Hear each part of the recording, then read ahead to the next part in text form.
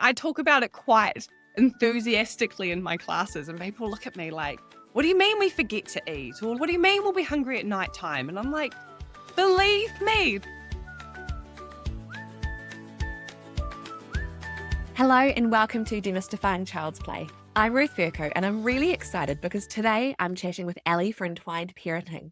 She's a qualified transition to parenting educator, a baby wearing consultant, and a mum to two boys, so we're in the same boat there. And with this all, I have always absolutely loved her honesty when she says that parenting is the hardest thing that she's ever done. And isn't embarrassed to say it because that's what's led her to be where she is today. Kanga training was her intro into working with mums, and from there her passion just grew. She now holds a diploma in pregnancy, birth, and early parenting education and has been facilitating antenatal classes since 2021.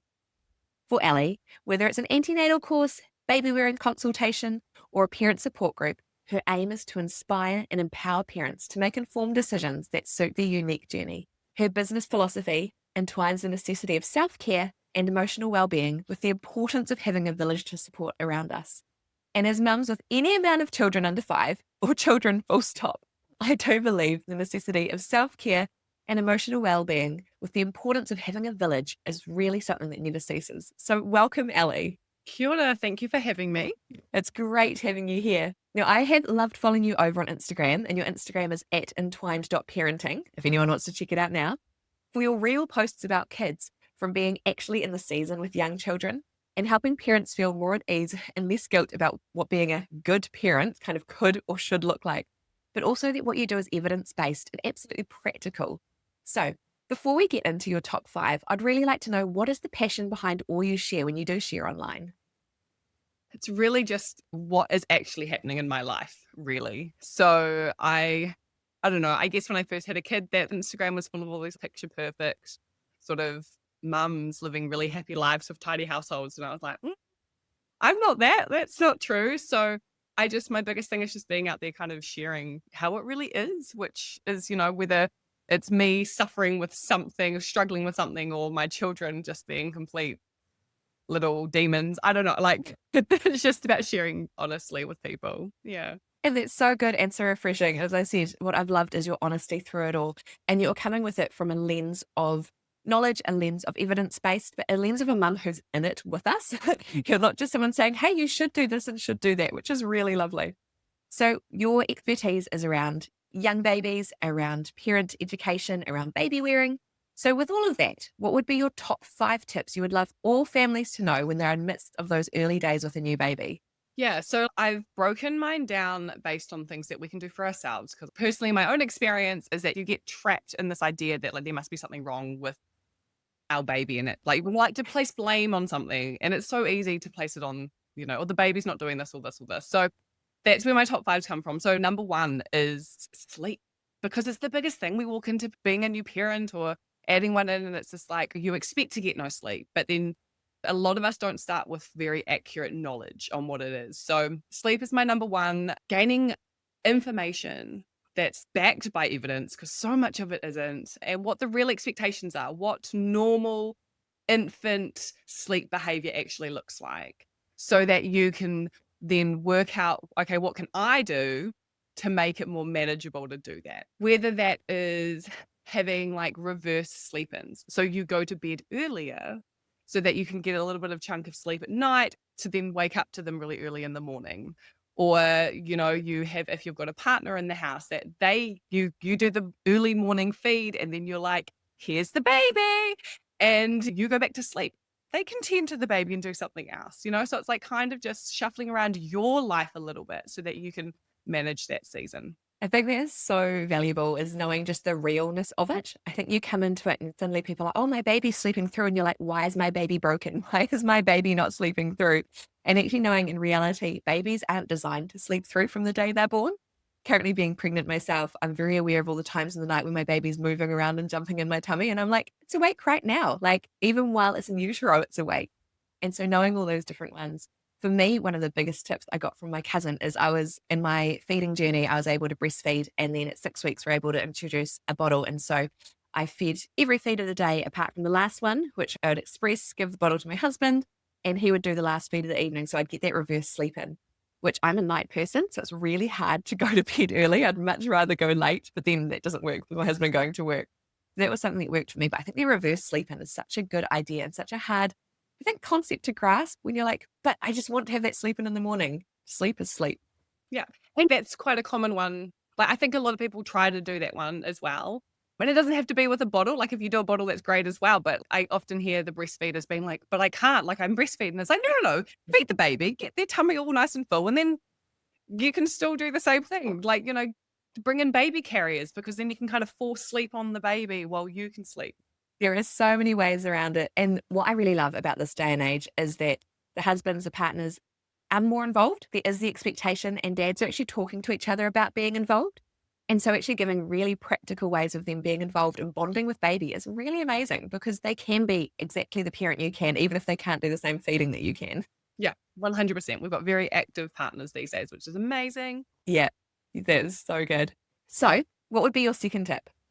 Number 2 is around food. So eating. So we spend so much time concentrating on the feeding of our baby, however that looks, and it's so stressful, that we often forget about how to feed ourselves. And it's obviously, like, food is vital, like we need food, but how can we make that easy for ourselves? So leading, like, when you're pregnant, can you prep a whole lot of food now that you can go in the freezer? Be that like full dinners or brownie. I baked a brownie and cut it up and chucked it in the freezer when I was pregnant with my first. Best thing. You just pop it in the microwave and it was like gold in my mouth. It was so good. Or could you ask friends and family? Can they help with the feeding thing? Or just accepting that maybe you can't cook meals for the first few days or few weeks because it's just too hard.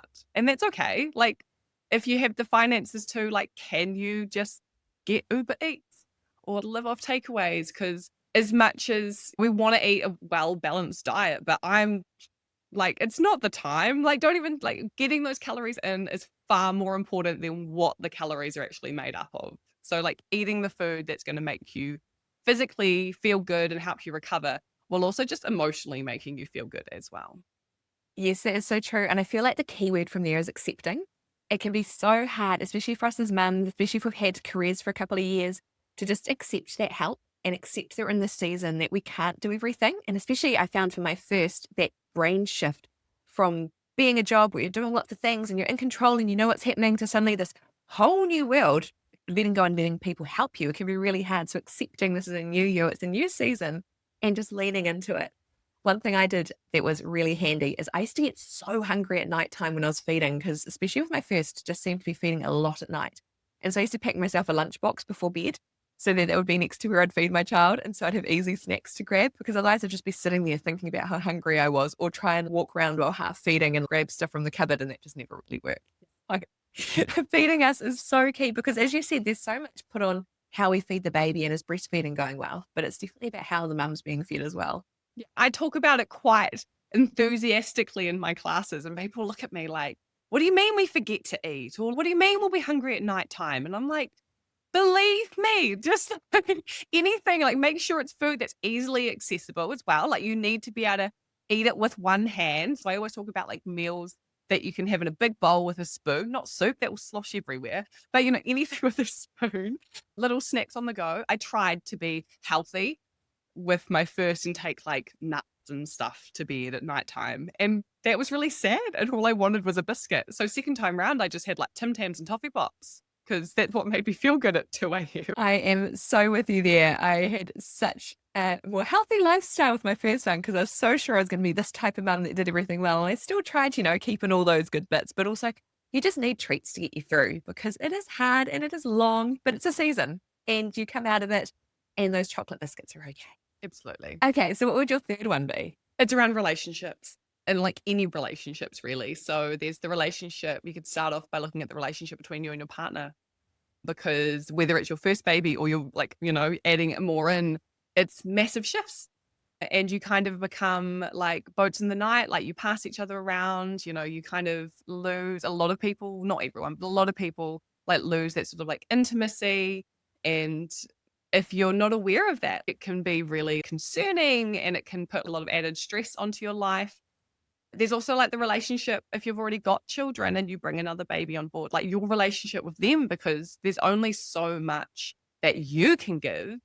And in those early like days and weeks and months, especially if you've got quite a high needs babies, you're spending so much of your energy and time with them that, you can kind of almost forget about the other ones. You never forget though. You just start to feel that guilt that you're not spending all that time with them. So prepping beforehand, have conversations with your partner about, hey, this is probably what it's going to look like for a while. Have the conversations with your kid to be like, hey, I'm going to spend a lot of time sitting here feeding the baby and they're going to cry. But that's why if you've got a partner, be like, hey, like you can step into those shoes now and be the go-to parent for the bigger kids. Or like making sure that there's little activities you can do on the couch with your bigger kids while you're stuck underneath feeding or like snuggling with your other one. It's also just kind of to recognize the relationships around you as well. Can you set up a plan to help you get through that stage, making sure that the people around you are actually providing you with something that's beneficial? Like, are they coming into your space to visit you and to care for you, or are they coming in just to see your baby and it's not going to make you feel very good? So there's lots of different bits about the relationship, but it's a very worthwhile thing to kind of think about before babies even arrive, because it can be quite a minefield afterwards. Yes, that is so true. And I think that thing, that last bit you said about people, are they visiting you or are they visiting the baby? You get told when someone comes, tell them they can unload the dishwasher and they can hold the baby while you shower and do all those things. But in the midst of it, it's really hard to advocate for yourself or say, actually, now's not a good time to visit, especially those people that just turn up and they're really excited because, you want to share your baby, you want to share the excitement. But actually, you've got that bubble and you've got to protect yourself too. So it can be such a hard, fine line figuring out. And so, as you're saying, that talking before with your partner, with some close friends, family, actually just knowing where those boundaries sit and kind of expectations can be really helpful. But relationships, that's such a key in our lives, but a key to think about how they're going to change and morph and continue to talk about them after the baby's born, because things do continue to change and shift as they grow older, as they go into solids, as you have siblings, just so many different parts in life that change.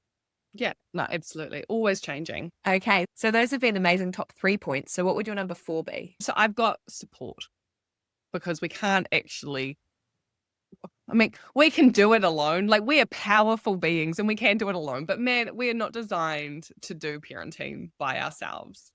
And so support. So it builds on from that relationship part. Like, it's, setting ourselves up. How can we grow a village? We say that it takes a village, but where is that village?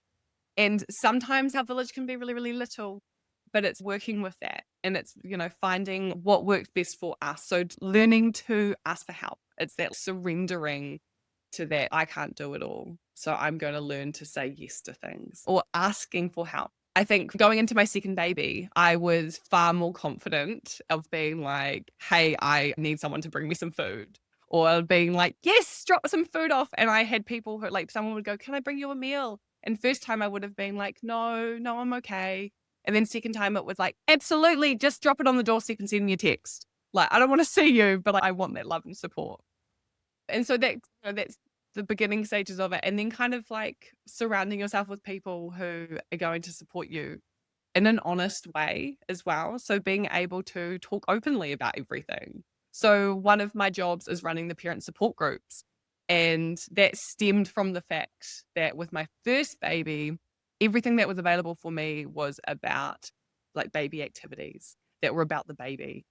And I despised them so much. I remember going along and I didn't want to have small talk with the person next to me. I wanted to be able to tell them how horrible my morning was and how hard everything has been. And instead, they were just like, everyone seemed really bubbly. And I was like, wow, I'm not coping. I'm obviously not as good as anybody else. So I created these support groups where we talk openly about everything. And it's just amazing watching a group, predominantly mums, sharing their own experiences of like a similar topic, and the room just feels lighter when other people are like, yeah, I'm going through the same thing. So that support is just so important, like the physical support and the emotional support to get us through. It really is. And I think, as you're saying, having that real time where you can talk as parents together about the hard thing. I've done parent groups with both my first and second. And the first one, there was always someone crying every session, which was brilliant because you knew you could cry and knew that it was hard and you knew that everyone was in the same boat. In the second group, I don't know if anyone cried once, like maybe once, but it was such a different vibe because no one felt like they could really share because everyone just kind of had this wall up. And so being able to break down and not be that Instagram perfect parent and not have this Instagram perfect family is so key because, I mean, who does? You've got a miracle child if everything does just go to the flow. And so, yeah, being able to actually open up and have those intentional well-being, life is crazy conversations is so key and so needed. So awesome that you're able to facilitate those groups. Yeah, no, they're my favorite part of the week. Love it.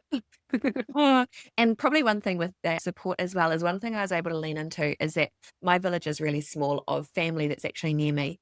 And so actually having daycare as part of our village is actually really legitimate. And it's something that's a paid village. But when we had our second one who needed to have surgery at 20 days old, and for me, the most relaxing thing was knowing that we could book an extra day for our son at daycare, our older one. And he was looked after, people who knew him, loved him, cared for him. And so I could actually care for my little baby when he was going into surgery. And so while having friends and family around is amazing, that actually having a paid village, which could be daycare or could be play centre or anything like that, is really important too if that's where you're at. Yeah, 100%. I don't send my son to daycare yet, but I have a babysitter and it's only for a few hours a week. And she's so important to me being able to do stuff. And we had the same with my older boy as well. I'm just an extra person who slips in and helps us out. Yeah. And I think that's a key to let people know as well, is that we don't need to do this on our own. That, yeah, the whole village thing, it looks so different in so many different ways, whether it's babysitter, daycare, family, friends, however you've got it, as long as you've got someone outside of you to support when you just need that extra, it is so good and so beneficial. Okay, rounding up, what is number 5? Emotional and physical recovery. So it kind of ties in everything.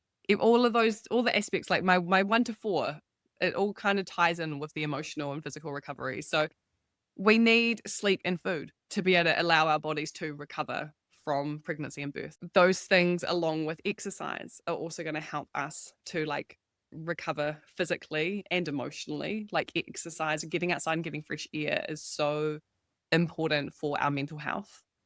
And so it's kind of prep wise, it's kind of understanding the importance of the recovery stage and what it's going to look like. And it's not going out and getting right back into the exercise. It's allowing, again, surrendering to the quiet days and weeks that are going to happen first, where we kind of just need to allow our body time to rest, sit around, not do a lot, start thinking small with the recovery, like get the food in, get the water in, get the fiber in to get everything moving. Start with some pelvic floor exercises, some small little walks down the street or to the letterbox, and tuning into how our body is feeling.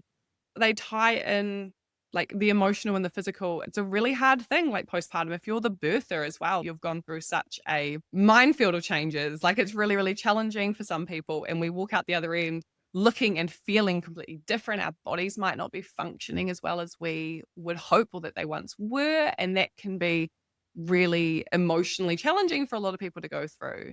So it's understanding beforehand what our body might feel and look like afterwards, and knowing the things that we can do to help that, whether that is just simple movement, simple foods, or seeking professional help from someone like a pelvic floor physiotherapist or our GP if it's mental health or, something like that. So just being mindful about we've got something to recover from.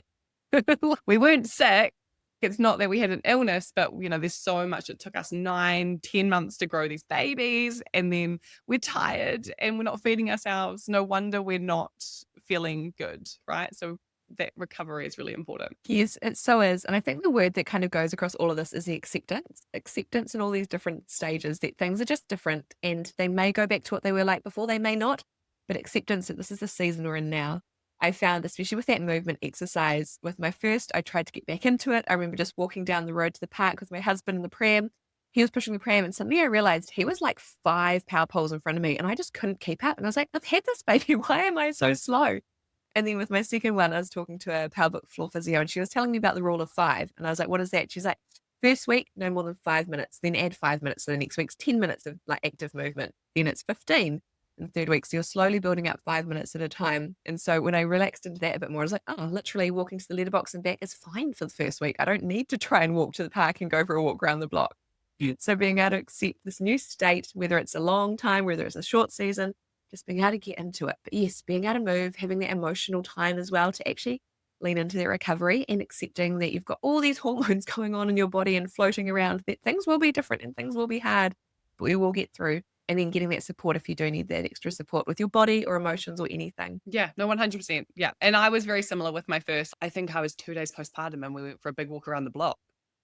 And it was fine, but I got home and it was like, that wasn't okay." And then second time round, I was like, "I'm not doing anything."